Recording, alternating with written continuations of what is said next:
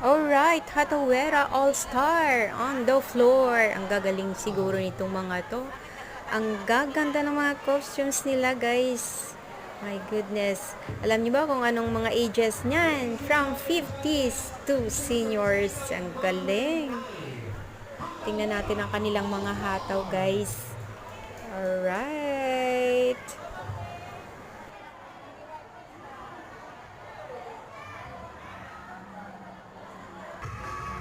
Here they go! Hatawera All-Stars on the floor. Wow, gagaling nila, oh. Grabe, akalain mo yan na nasa 50s na yung mga yan at mga seniors.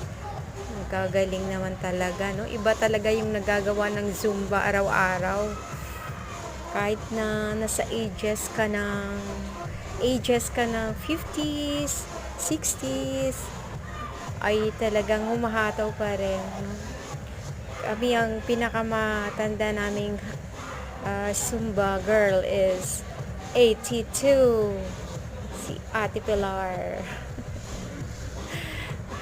At naglilid pa siya ng aming cool down. So, enjoy talaga yung Zumba, guys. Kasi marami ka ring mamimit ng mga friends, lalo pag ganyan, may mga OTS. Marami kang kakilala ng mga kaibigan. At talagang mag-enjoy ka. Di ba? Nag-exercise ka na, nag-enjoy ka pa, pinawisan ka pa, at healthy body pa. No? Saan ka pa? Kaya magsumba-sumba na tayo, mga mommies dyan na walang ginagawa. Sumba-sumba na rin. At mag-enjoy po kayo, promise. Ayan, gagaling nila. Oh.